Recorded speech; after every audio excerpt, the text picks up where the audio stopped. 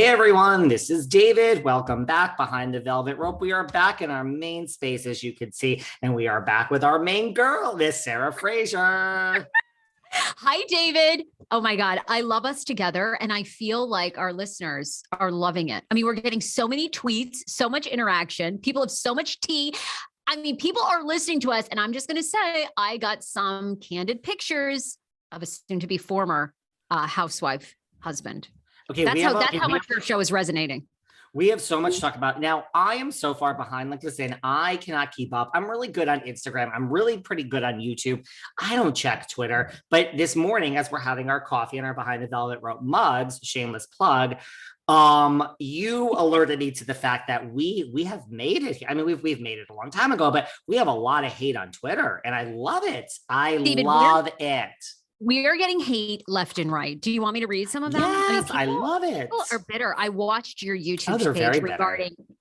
I watched your YouTube page regarding Garcelle's book. You need to read the book so you can properly report on it. She praised Erika in the book. Erika even confirmed herself that she did not write anything bad about her. As for Renna, she wrote how she would have preferred if Renna's, and then the woman stopped tweeting. I'm not reading Garcelle's book. No offense to Garcelle. I don't have time. Next. Let me rephrase that. When I interview people, like I just interviewed Matt James from The Bachelor, I interviewed Cassandra Peterson, Elvira. I got some Southern Charm people coming up that have books. Hint, hint, hint. You like Matt James?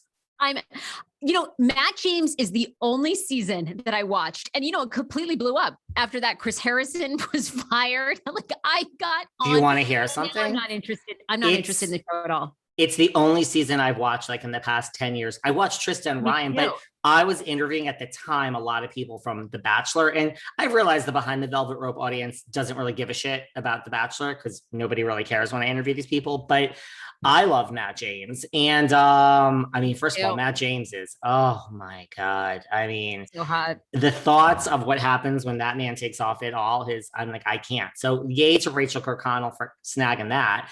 But Sarah's laughing. But he has a book and they're still together. Yeah. Oh, we talk about it all together.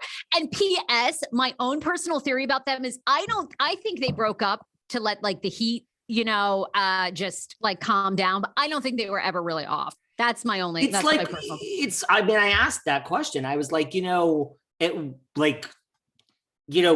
did you feel the pressure of like society? Like, I'm a Black man, the first Black Bachelor. This is what happens. Yes. Like, we see these racially insensitive photos. And listen, I love a deep interview, believe it or not. My audience doesn't always love a deep interview, but I love it deep. And it was more like, did you feel like I love this girl, but I cannot choose her? Like, this is bigger than me. This says so much. And we were in a different place at that point in the world. Not that things are great now, but, we switched a little. And we talked about all of that, about like choosing someone you love and like the world was against him. And I mean, it was really a big thing. The first Black Bachelor is choosing to date a woman who not only is white, but that's fine, but like that has these racially insensitive photos. And listen, Sarah, you know what that means? Do you want to know the moral of this story? Right. Even though I'm a single, jaded New Yorker who loves my life, love conquers all, baby. Oh, love conquers. Well, I do love a love. I love, and I love a love story. And, I think what people were so upset about is those photos were only like 2 years prior to, that whole like Southern Belle plantation style ball or whatever she'd gone to, I don't know. I grew up in Maine, so nobody had any of that stuff. So I didn't know anything about it, but I can't wait to hear his answer because that took over. That's how Chris Harrison got fired. I mean, the show was divided. I know we talk about ratings. I can't wait to see what the ratings for The Bachelor continue to be because I don't think they're going to be good. We kind of talk about that too. I don't know, but one more hate tweet I was going to read to you because it's directly towards you. Yes. You sounded so butthurt by Teddi Mellencamp. She really hit the right spot for you, didn't she? Where's the lie that you started as a fan? Also, their podcast is much more successful than yours, ... Well, first of all, I wish Teddi or someone were hitting the right spot here today as I have my coffee. And second of all, let's see. I don't even know. I would say a year. Let's see in 365 days, where the two T's in a pod podcast is versus the Behind the Velvet Rope podcast. And I don't mean on the charts. I mean, like, let's just see if the incarnation of Teddy and Tamara doing this 365 days from now is still around. You know, let's see if Tamara hasn't tired of hanging out with his deadbeat Teddy. I think you do have a bigger show, by the way. I mean, I haven't looked, but I think you do have a bigger show. I like to end on a positive though. So we did get, we did get a positive one. And this person writes, so excited for the new season of Real Housewives of Beverly Hills. Roll on May 11th. Can't wait. And Catherine Edwards is terrific. I can't wait for her to be back on your show, David, and you guys rip up each episode. So there you go. There's one positive. I mean, I've gotten a lot of those. I'm like, I think people have lost sight of a few things that we have had Miss Kimberly D, otherwise known as Kim D Paola, in New Jersey, tearing it up for every single week. I cannot believe it. She is my friend. I would say this to her face. Kim is flaky. And so the fact that she showed up, she's not flaky on purpose. She just gets in her, like, I need to stay home. I need to have my meds, my dogs. The fact that Kim has been on every single week for New Jersey is shocking to me. I cannot believe she has honored her commitment. I think people forget that Miss Catherine Edwards, who is my wonderful friend, was not here for every season of Beverly Hills. So I think people are thinking when Kim is done on Patreon that we're going to have Catherine Edwards every week on Beverly Hills. I'm not so sure that that's true. Believe it or not, guys, someone at once is like, make Kim a permanent co-host. Nobody wants to be here 5 days a week with David Yontef and all you wonderful people. They just don't.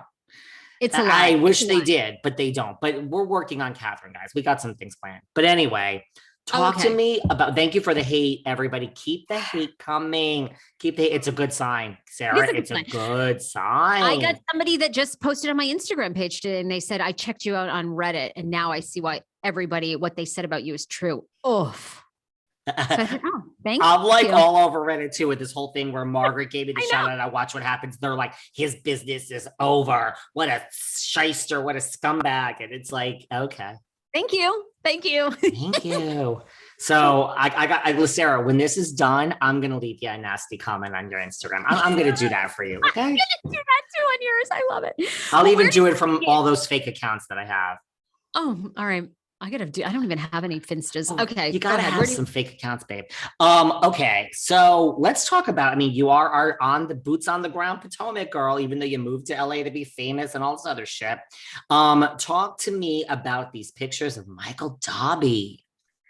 Well, we do have a Sarah Fraser Show fan and Behind the Velvet Rope fan who did send me, she was on a flight this week from DC to Vegas with Michael Darby. Okay. So Michael Darby taking, domestic airlines. Then I said to her, she was DMing me while she was, on the plane next to him. I said, I'm literally saving these as we speak, just so I look down. Okay, go on. Okay. Take some pictures. So she exits the plane. She gets Michael Darby. He's looking down. Then he's on his cell phone. He has his carry-on luggage. It's black. He's got like kind of a black backpack on top of it. Blue kind of blazer. Very Michael. He looks very Michael. And he's